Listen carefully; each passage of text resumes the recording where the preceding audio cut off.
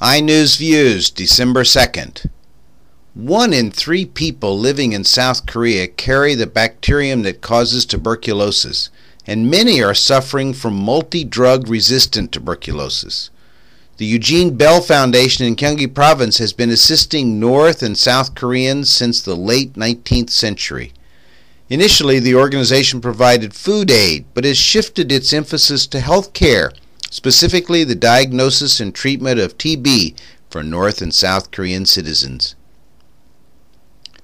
North Korea appears to be preparing to launch a ballistic missile that is in violation of United Nations sanctions against such action. Analysts believe the threat may be timed to coincide with South Korea's presidential elections scheduled for December 19th. This development is creating additional tension in Eastern Asia, with Japan and South Korea keeping a close eye on developments in the north. South Korea scrubbed its planned satellite launch due to a glitch in the propulsion system of the second stage just minutes before the scheduled liftoff.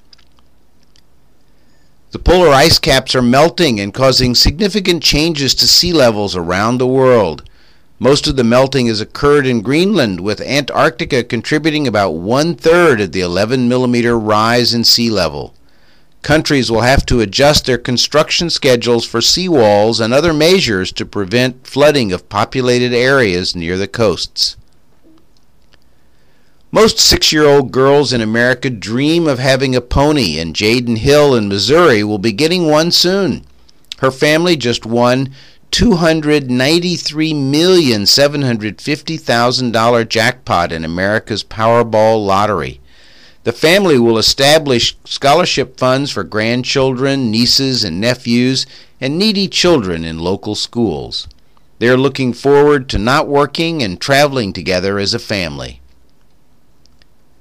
Korea's first naturalized citizen member of parliament, Jasmine Lee, is helping South Korea become more ethnically diversified. While the foreign-born population of Korea is still small compared to countries with a history of immigration, it's growing. 1 out of 10 marriages in South Korea involves a foreign spouse, and factory workers from Pakistan and Bangladesh are working at jobs most Koreans view as too dangerous, difficult, and dirty for them to do. There is some resistance by some South Koreans to the rise in multi-ethnic Koreans, but the trend has momentum and will continue.